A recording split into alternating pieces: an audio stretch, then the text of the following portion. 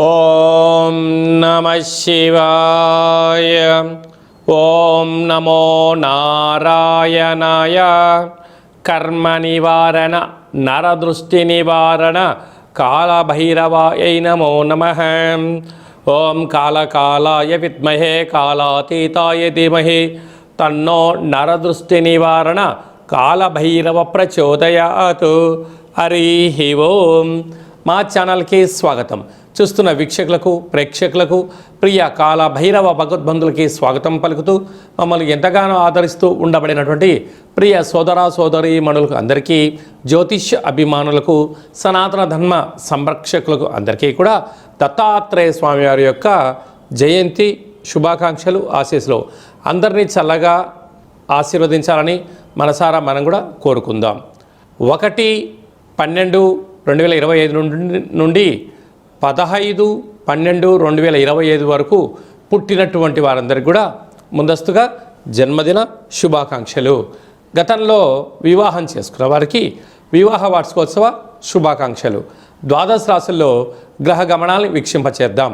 కర్కాటక రాశిలో దేవగురు బృహస్పతి ఉచ్చస్థితిలో సంచార స్థితి మరియు సింహరాశిలో కేతు సంచార స్థితి, తులారాశిలో బుధ సంచార స్థితి, వృశ్చిక రాశిలో రవి కుజ శుక్ర సంచార స్థితి, కుంభరాశిలో రాహు సంచార స్థితి, మీనరాశిలో శని భగవాను సంచార స్థితితో ద్వాదశ రాశుల్లో గ్రహ గమనాలు ఈ విధంగా ఉన్నాయి. మేషరాశి వారు కాళభైరవ జయంతి సందర్భంగా, దత్తాత్రేయ స్వామి జయంతి సందర్భంగా వీరు ఎలాంటి విధి విధానం పాటించడం వలన జాతకంలో ఉండబడినటువంటి అర్ధాష్టమ గురువు, అష్టమ రవికుజ సంచార స్థితి, వ్యయంలో శని యొక్క ప్రభావము, ఎలనాటి శని యొక్క తీవ్రతను తగ్గించుకొని ఐశ్వర్యం ఎలా పొందాలో ఈ వీడియోలో సవివరంగా సంపూర్ణంగా తెలుసుకుందాం. ఈ యొక్క మేషరాశిలో ఏ నక్షత్రాలు వస్తాయనగా అశ్విని నక్షత్రంలో 4 పాదాలు, భరణి నక్షత్రంలో 4 పాదాలు, కృతికా నక్షత్రం 1 పాదం కలిపితే మేషరాశి. రాశాధిపతి కుజ భగవానుడు.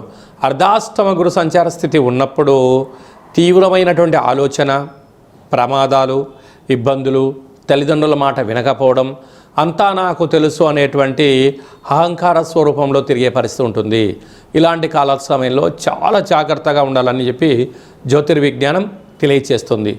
అలాగా 4వ తారీఖున 8వ తారీఖున పూర్ణిమ తిథి యందున నదిలోకి దూకడాలు, దూరావాయు జల ప్రయాణాలు కూడా పెట్టుకోవద్దు.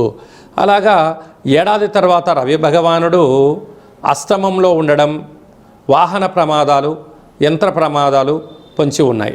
తస్మాత్ జాగ్రత్త. అదే కాకుండా వ్యయంలో శని భగవానుడు ఏలనాడు శని ప్రారబ్ధ సంచార స్థితిలో ఉన్నప్పుడు మితిమీరినటువంటి కోపము, ఆవేశము, అతిగా వాగడం లేకపోవడం మంచిదిగా గమనించుకుంటూ ఉండాలి. వీలైనంతవరకు మౌనము, ధ్యానము, ఏకాగ్రత కూడా చాలా అవసరం.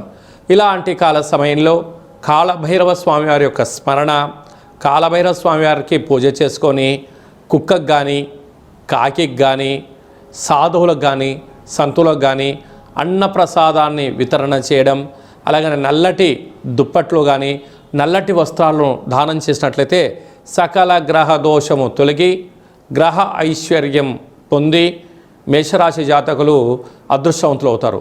సాఫ్ట్వేర్ రంగంలో ఉండబడిన వారు, హార్డ్వేర్ రంగంలో ఉండబడినారు, వ్యవసాయ సోదరీమణులు, గృహ భవన నిర్మాణ కార్యక్రమం ఆచరింపజేసేవారు, స్వయం వృత్తులు, సేవా రంగాల వారు వీలైనంత వరకు కోపానికి దూరంగా ఉండాలి అని చెప్పి జ్యోతిర్విజ్ఞానం తెలియచేస్తుంది.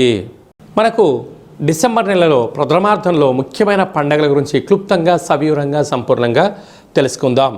4వ తారీఖు 12వ నెల 2025 దత్తాత్రేయ స్వామి వారి యొక్క జయంతి కనుక మనమందరము కూడా గురుచరిత్ర పారాయణం చేద్దాం, దత్తాత్రేయ స్వామిని స్మరిద్దాం, ధ్యానిద్దాం, స్వామివారి యొక్క ఆశీస్సులు పొందుదాం. అలాగనే మనకు 12వ తారీఖు 12వ నెల 2025 మార్గశీర్ష మాస విశేషమైన అష్టమి పర్వకాల సమయంలో మనము దక్షిణాదిన కాళభైరవ స్వామి వారి యొక్క జయంతి మహోత్సవ కార్యక్రమాలు చేసుకుంటూ ఉంటాం. కనుక కలియుగ కాలంలో పిలిస్తే పలికే ఏకైక భగవంతుడు, నరదృష్టిని, శత్రుదృష్టిని, సకల ఈది బాధలని తొలగింపజేసే ఏకైక శక్తి కాళభైరవ స్వామి వారికి ఉంటుంది. కనుక మనము ఈ కాళభైరవ జయంతి సందర్భంగా గృహంలో కుష్మాండ దీపాన్ని వెలిగించుకుందాం, వాస్తు దోషాల్ని తొలగించుకుందాం, నారికేల దీపాన్ని వెలిగించుకుందాం, లక్ష్మీదేవికి మాతకు స్వాగతం పలుకుదాం, పిండి దీపాన్ని వెలిగించుకుందాం, అఖండ ధన సంపద కీర్తి ప్రతిష్టలకు స్వాగతం పలుకుదాం.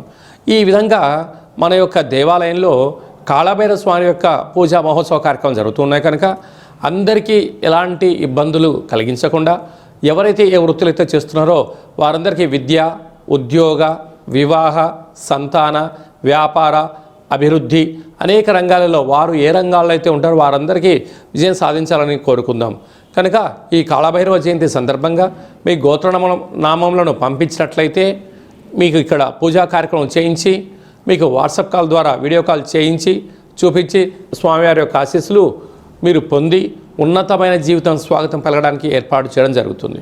అలాగనే ఇంకనూ మనం విజయం సాధించగలగాలి అన్నట్లయితే ఈ యొక్క పాత్ర కంచు పాత్ర, అందుకే కంచు మోగినట్టు కనకమ్ము మోగదు గదరాసుమతి అని చెప్తూ ఉంటారు. ఈ యొక్క పాత్రలో అనేకమైనటువంటి యంత్రములను అచ్చు వేయడం జరుగుతుంది. ఈ యొక్క పాత్రను మనం ఇంట్లో ఉంచుకొని ఇలా ఒక్కసారి శబ్దం చేస్తే ఓంకార శబ్దం రావడం జరుగుతుంది.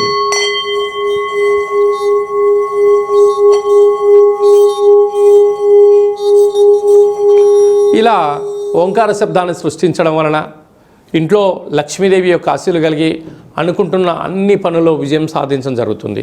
ఈ అక్షయ పాత్రతో పాటు మీకు కాళభైరవ హోమము దిష్టి తీయించి మీకు ఏర్పాటు చేయడం జరుగుతుంది.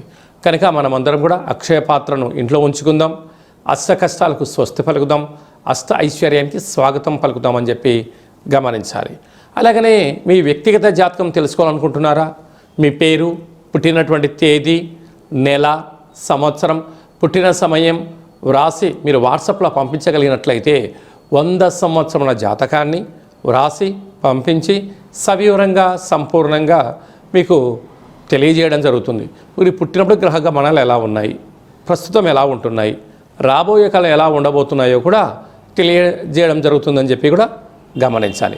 అలాగే చాలామందికి పుట్టినటువంటి కాల సమయంలో డేటా ఆఫ్ బర్త్లు లేనటువంటి వారికి మీ పేరు యొక్క మొదటి అక్షరాన్ని అనుసరిస్తూ రాశిని తెలియచేస్తూ రాశి యొక్క స్థితిగతులు చెప్తూ రామాన శాస్త్రం ద్వారా అనగా గవ్వల ద్వారా కాళభైరవ ఉపాసన చేత భూత భవిష్యత్ వర్తమానాన్ని తెలియజేయడం జరుగుతుంది.